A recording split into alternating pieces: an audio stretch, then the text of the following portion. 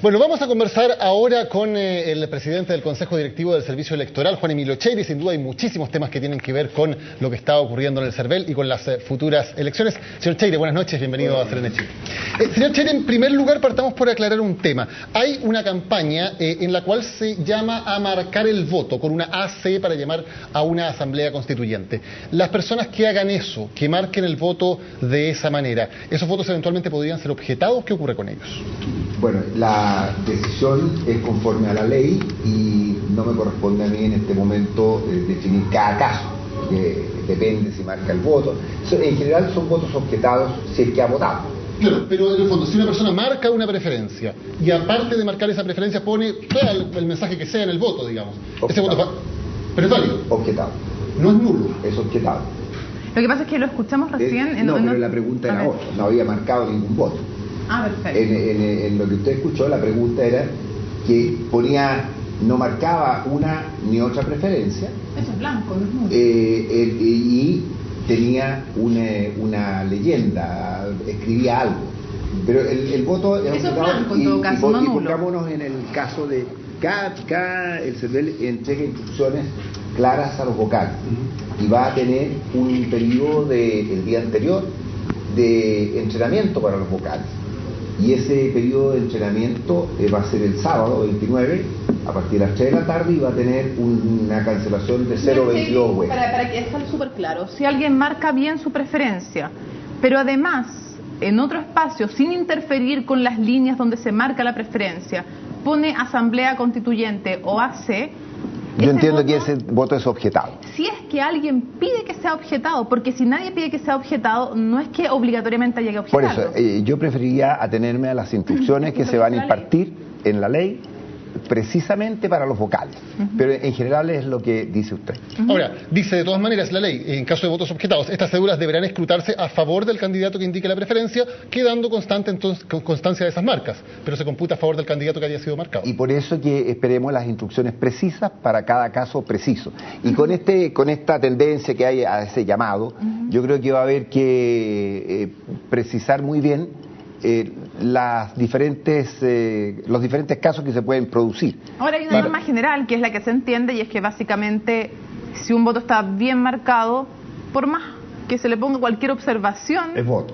Es voto y se objeta solo cuando alguien pide esa objeción, si no ni siquiera se objeta, ¿no? Claro, los procedimientos yo preferiría que los dejemos al texto escrito, al entrenamiento de los vocales y al cumplimiento de cada uno de su función. Y para terminar de aclarar ese punto, usted decía, en el caso de que no haya nada, ninguna preferencia marcado, solamente rayado... Claro, no está votado. Claro, pero usted decía era nulo. Claro.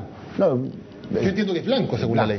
No es nulo, es blanco ya. Dejamos ese punto. Okay. Vamos a otros temas. Lo primero, usted decía, no hay razón para desconfiar respecto del padrón, pero también hemos escuchado de parte de ustedes mismos que efectivamente hay una cantidad que puede ser no despreciable de alrededor de 500.000 chilenos que pueden estar muertos y a la vez estar en el padrón. Lo primero, ¿hay alguna cifra clara de cuántos chilenos muertos pueden estar en el padrón o no lo sabemos? Ese es el problema, que nadie puede decir cuántos muertos están en el padrón. Lo que podemos decir, y es lo que hemos dicho, que hay 570.000 chilenos mayores de 80 años hasta 130 años, de los cuales 48.000 son mayores de 100 años, que lógicamente hace pensar que no están vivos. Por lo tanto, hay una razonable duda de cuántos de esos chilenos, chilenas, están muertos. El caso de 100 y más años, más de 48.000, es evidente. Y que no hay un procedimiento, y ese es el problema con el fallo del Tribunal Constitucional, que no hay un procedimiento que permita al registro civil o al servicio electoral de depurar el padrón. El padrón es confiable en términos pero esto le pone una señal de desconfianza muy grande. O sea, es confiable en términos que no va a afectar la elección, no va a votar a alguien que no corresponde que vote. Y eso en las municipales yo creo que no se destacó lo suficiente, se destacó que había un muerto, pero no se destacó ningún vivo que queriendo votar no pudo votar. Ahora, o algún vivo muy vivo que haciéndose pasar por muerto votara. Entonces esa es la confianza que tenemos que tener. Esto no echa a perder la elección, la complica, y lo que nos importa a nosotros es que un servicio como el CERVEL no puede ser confundido con quien entrega mala información. Ahora, claro, ustedes reciben la información que viene del registro civil. El problema, según entiendo, y corrígeme si estoy equivocado, es que en los fallecimientos anteriores a 1982, el registro civil no necesariamente los tiene incluidos. ¿Ese es el problema en gente que falleció antes del 82? Ese es el problema que dice el registro civil, porque habría que preguntarle al registro civil, porque el tema es del registro civil, básicamente es ese. El segundo problema es que, en el primer problema parece que no pueden unir el RUN con los nombres. Segundo problema, son chilenos nacidos en Chile que han muerto en el extranjero. Bueno, y el tercer problema está toda la muerte presunta, los detenidos desaparecidos, etc. Entonces, ese universo es el que a nosotros nos preocupa. Y nos preocupa no por el acto electoral mismo, sino por dos razones. Primero, por el tema de la confianza, que estamos hablando de un dato que es evidente, que es erróneo, y que la opinión pública, sin tener esta explicación, va a hacer dudar del registro civil, del servicio electoral, del padrón, etc. Y el segundo es porque hay muchos cálculos que se hacen, por ejemplo, las abstenciones, por ejemplo, la gente que no concurre a votar. Sí, pero una pregunta al respecto. Usted podría, yo sé que no es su tema, pero usted dice del registro civil, pero de igual manera, ¿hay certeza de que los únicos chilenos muertos incluidos en el padrón sean los anteriores al 82 y además los chilenos muertos en el extranjero, o podría haber más casos de chilenos muertos que están incluidos en el padrón? Yo no le puedo dar certeza de eso. Creo que el registro civil lo tiene que dar. No hay casos que yo conozca. Okay. Y por eso es que la norma que objetó el Tribunal Constitucional y la solución tiene que ir por ahí, creo yo, en términos, porque fíjese que la norma era muy lógica. Era 15 años mayores de 80, sin que por 15 años no hubiesen sacado carné, se borraban del padrón, no del registro electoral. Y los con 21 años menores de 80 se borraban del padrón, que es diferente. El padrón es para un acto eleccionario, el registro Ahora, son los potenciales votantes. Con eso sí podía ocurrir el problema de que alguien que estaba vivo llegara a votar y se encontrara con que no estaba en el padrón. Pero tenía solución, que cuando se hubiese sido borrado, tenía la posibilidad que la ley le entrega de reclamar y era incluido. Y segundo, que no podía llegar a votar sin carné. ¿Cómo va a llegar a votar sin carné? Pero con carné vencido, muchas veces en las elecciones se puede votar con carné vencido. El tema es que la renovación del carné tiene otras complejidades en la ley que estaban tratadas también en la modificación del articulado. Directamente estaba tanto el registro civil como el CERVEL, ¿estaban listos para la inscripción automática? Yo creo que no estaban listos el registro civil, porque debería haber, si hubiese estado listo, habría mandado solo información fidedigna y no un padrón contaminado, una información que lleva a un padrón contaminado. El CERVEL estaba listo porque el CERVEL, como bien lo decían ustedes, hoy día es un receptor de la información. Ok, pero no debió el CERVEL, si es que estaba listo y había previsto todas las situaciones, haber advertido que tal vez esos datos se podían colar, que muchos muertos... ¿Y sabes por qué se lo pregunto? Porque me parece evidente que cuando uno va a hacer inscripción automática, uno se pregunta, entre otras cosas, ¿qué padrón voy a tener? ¿Cómo no conversó el CERVEL con el registro civil? Yo no le puedo retrotraer una situación que no conozco. También podríamos haber visto a otros niveles la dimensión del problema. O ahora, cuando ya se conoce, podría haber usted tomado en consideración, y yo creo que es la pregunta que hay que hacerse hoy día. ¿Cuál es la fórmula de solución? Porque yo creo que más allá de los números, lo que importa es atacar el problema. Claro, pero el registro civil nunca le avisó al servicio electoral, ojo, le estamos mandando los datos, pero cuidado porque puede haber algunos problemas en los muertos antes Es que del yo creo 82. que no lo tiene ponderado. No se dieron cuenta. Porque, por ejemplo, el servicio electoral le pidió al registro civil en diciembre, por favor, de 109.000 o 110.000 personas que tienen más de 90 años, ponga por favor atención en esto. Y ha recibido a la fecha alrededor de 3.800 defunciones. Lo que le marca a usted... Pero eso es lo que está ahora, sabiendo ya cuál fue el problema en las municipales. Pero lo que estamos preguntando es si... Es que aquí hay otra cosa, Mónica. ¿Cómo nunca, si el servicio, el registro civil sabía que no podía dar fe de los chilenos muertos en el extranjero? Eso hay que preguntárselo al registro civil. O sea, bueno, lo han dicho públicamente todas las autoridades que no se puede. También sabía que este tema, por el tema del RUN, los anteriores al 82 tampoco podía mandarlo, También claro. hay que preguntárselo al registro civil. Pero usted mismo nos está contando que es así, que es uno de los problemas. Entonces, ¿cómo no le avisa de eso al servicio electoral? Lo importante es que, más que darle la advertencia, que yo entiendo el tema, si se hubiese advertido, se podría haber advertido, ojalá que entregara la solución. Ahora, aquí yo no estoy para justificar los temas anteriores y que ya se produjeron. Pero aquí también esta legislación ha tenido un problema y que yo creo que la opinión pública tiene, y el Parlamento y el Poder Ejecutivo tiene que tenerlo en consideración. Son cambios que han venido muy abruptos y casi en el filo de los plazos. Hoy día mismo hay iniciativas, que yo no estoy llamado a calificar, que están planteando postergaciones en una fórmula de primarias legales. Estos servicios necesitan tiempo y necesitan preparación para hacer las cosas. Y cuando llega un cambio tan grande, fíjese que el padrón, el registro electoral, digamos, pasa de 7 millones de votantes a 13 millones de votantes. O sea, los clientes de este servicio se aumentan por 6 millones de la noche a la mañana.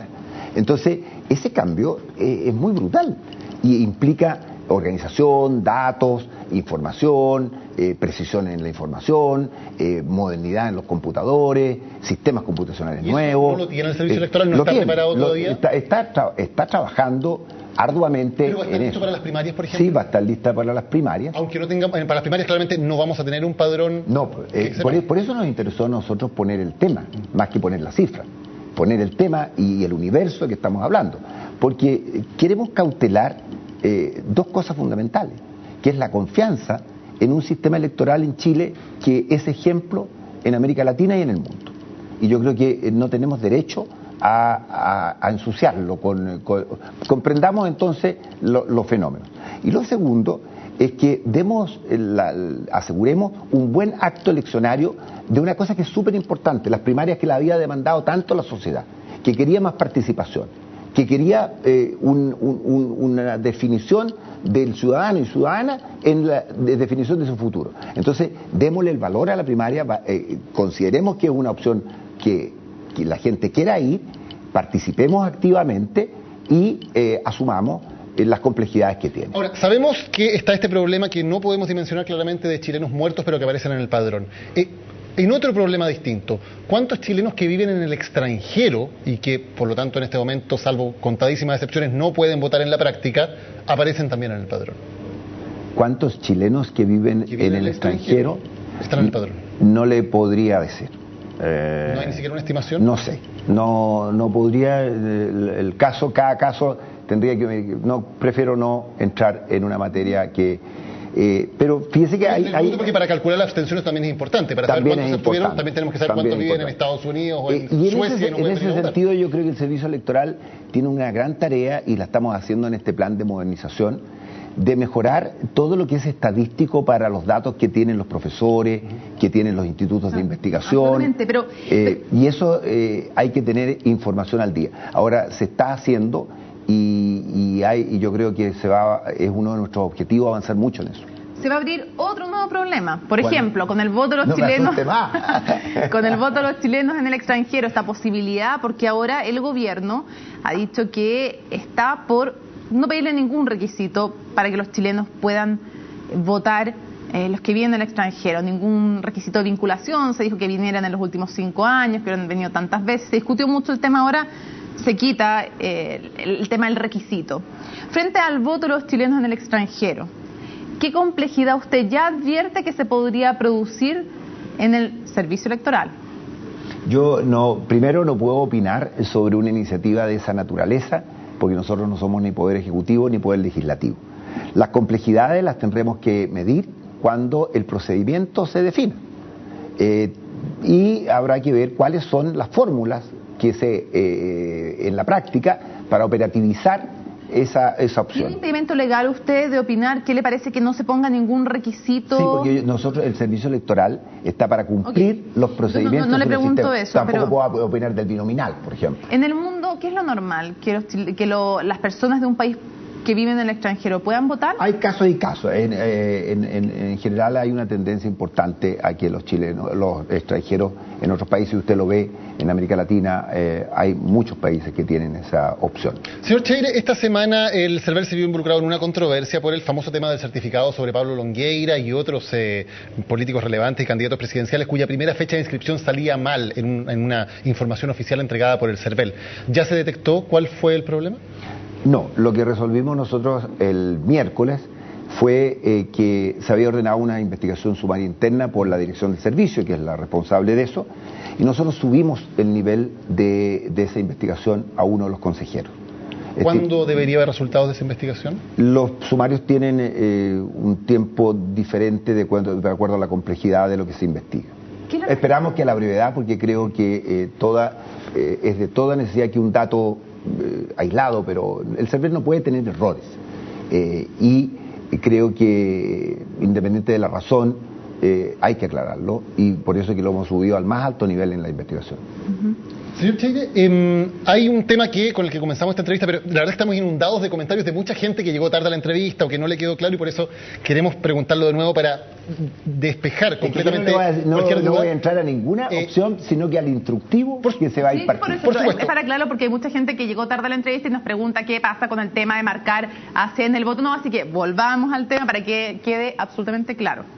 Si alguien marca la respuesta la va a tener en el instructivo que entrega el CERVEL. Pero hay cosas que sabemos todos. Si marco correctamente mi voto por un candidato, sin marcar ninguna otra opción, yo no quiero por el candidato que sea, a cualquier juicio. Pero por el candidato que sea. En general es la opción que usted dice. Más allá del instructivo es lo que dice la ley, ¿no? Porque el instructivo explica lo que dice la ley. El instructivo aclara, amplifica, explica, pone, y va a haber, nosotros vamos a poner una animación del CERVEL con todas estas respuestas en nuestra página, en la página del servicio, y también, como le digo, va a tener un instructivo concreto. Es que no alcancé a decirle la formulación completa de la pregunta, porque lo que mejor dígalo usted. No, para que quede claro para la gente, si marco correctamente una sola alternativa de candidato o candidata, y en otra parte del voto pongo Asamblea Constituyente, AC, que es el tema que nos convocaba, ¿cómo se interpreta el voto? El voto... ¿Es un voto correcto? ¿Válidamente emitido? El voto lo va a calificar la mesa de acuerdo a la ley y de acuerdo a la instructiva. Ese voto es un voto que yo entiendo que es objetado. Ahora, eso no significa que no se cuente, o sea, si yo voté por el candidato tanto... Claro, aunque el objetado queda en un sobre aparte, digamos, y queda como objetado. Pero lo que dice, para ir a la ley 18.700, artículo 71, número 5, segundo párrafo, dice: estas células de las que estamos hablando deberán escrutarse a favor del candidato que indique la preferencia, pero deberá quedar constancia de sus marcas o accidentes en las actas. Claro, y la pregunta anterior, la que a mí me hicieron en otro canal, es que no tenía ningún voto marcado. O sea, no tenía ninguna opción marcada. ¿Qué pasa en ese caso? Está rayado, digamos. Ahí el voto es blanco. Es blanco. Porque usted en el canal en Canal 24 Horas dijo nulo. O lo calificará el instructivo. Digamos. Es que no se puede calificar como nulo un voto que no tiene opción más que poner algo escrito al lado. Eso es voto blanco aquí en la Quebrada del Ají. Es blanco. Es blanco. O sea, no depende del instructivo, porque la ley lo dice. No, es que el instructivo aplica la ley. Claro. Y si la ley dice que es blanco, es blanco. A mí no me gusta tener en la cabeza las leyes, pero lo que y tengo que ir a la precisión del tema. pero los votos que se marcan y tienen que contarse. Solo para aclarar el punto y para que la gente le quede claro, de nuevo, ley 18.700, artículo 71, número 5, tercer párrafo, se escrutarán como votos en blanco las cédulas que aparecieren sin la señal que indique una preferencia por candidato u opción del elector, contengan o no en forma adicional leyendas, otras marcas o señas gráficas. O sea, la ley es bien clara. Está claro. Blanco. Y el instructivo va a ser más claro todavía. Ahora, para que la gente en su casa sepa, si hay alguien que está interesado, porque puede haber mucha gente que no está interesada, pero si hay alguien que está interesado en marcar asamblea constituyente u otra cosa como, no sé, fin al IVA a los libros, por ejemplo, pero que además quiere ejercer válidamente su sufragio por un candidato, también tiene que tener la tranquilidad de que no se le va a anular el voto por poner una leyenda al lado si es que el voto está válidamente emitido. No podría, porque sería contra la ley que le anularan el voto. Yo no soy quien para decir cómo se tiene que hacer. Si usted quiere manifestar la ley, apliquemos la ley. Pero yo no voy a venir a dar las recetas aquí de lo que se puede escribir y no se puede escribir en un voto. Pero usted, como encargado del servicio electoral, es la autoridad para decirle a la gente si vota así tiene tales consecuencias y que la gente lo vamos a decir en todos los documentos oficiales. ¿Y por qué no lo puede hacer una entrevista en televisión si estamos tratando de informarle a la gente? Porque creo que tiene que ser con precisión y en todos los casos. Pero es súper fácil. Se anula el voto si es que marco bien mi opción, pero le escribo algo al lado. Yo prefiero decir que lo diga el servicio electoral por las formas oficiales que lo tiene que decir el servicio electoral. Ahora, en otro tema, que ya se nos va acabando el tiempo, hay quienes han criticado el hecho de que un ex militar dirija este organismo, en el fondo, Consejo Electoral. ¿Qué opina usted? ¿Qué le responde a ellos directamente? Que tienen todo el derecho a opinar, pero que el perfil mío no solamente es de ex militar. Yo soy doctor en ciencia política y sociología, creo conocer Chile, pero creo que toda opinión es muy válida. Juan Emilio Cheire, presidente del Consejo Directivo del CERVEL, gracias por haber estado hoy con nosotros aquí en CNN Chile. Muchas gracias.